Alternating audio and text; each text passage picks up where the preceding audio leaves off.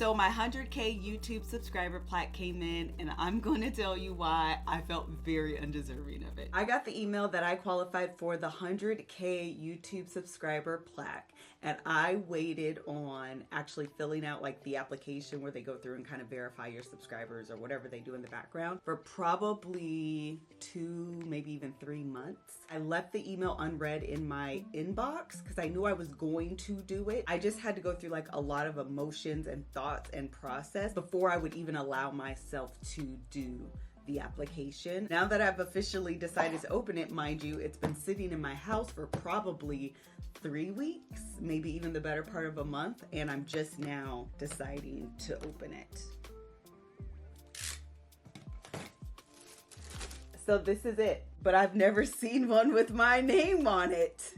MrsKevOnStage for passing 100,000 subscribers. Okay, let's get into it. So I actually have an interview today with Dr. Robin in about an hour, and I decided obviously to get dressed, but also just to kind of share some of the things that I legitimately struggle with. I know, because I'm guilty of it, of being able to see like really great qualities in other people that you don't see in yourself. Call it imposter syndrome or whatever it is that you want to call it. I think for a lot of us, it has to do with, like, I don't want to say how easy things come for you, not feeling like you're putting in a lot of work or a lot of effort. And even that I kind of struggle with, because I'm like, listen, there is work and there is effort to everything that we're doing, but at the same time, it doesn't feel like the type of work, the type of manual work and labor that goes into a real job that deserves recognition and acknowledgement. This is how imposter syndrome shows up for me. I will research, I will take classes,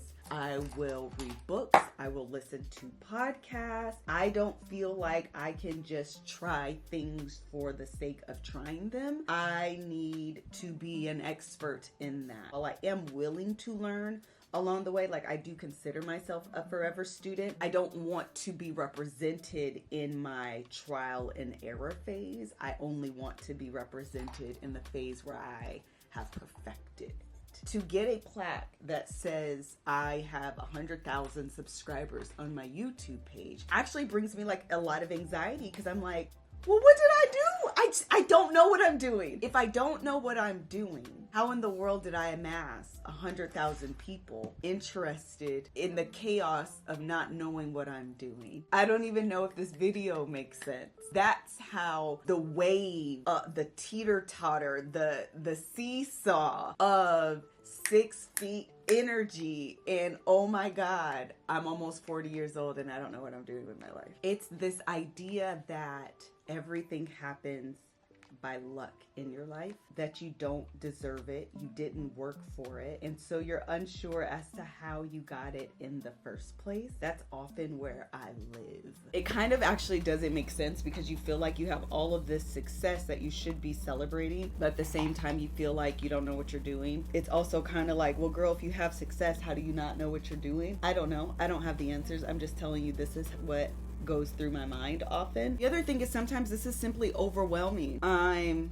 shooting these videos, editing these videos. I mean, not all of them, but like the more recent ones, I'm doing all that crap myself. How am I the on-screen talent? How am I the audio person? How am I the cameraman? How am I the editor? How am I the social media manager, the caption getter? Like, how am I all of these things? I don't know how to do all of them. So I have about 15 minutes before I have to do this interview with Dr. Robin. I'll try to come back and let y'all see the look, although it's probably gonna be a shirt and some sweatpants.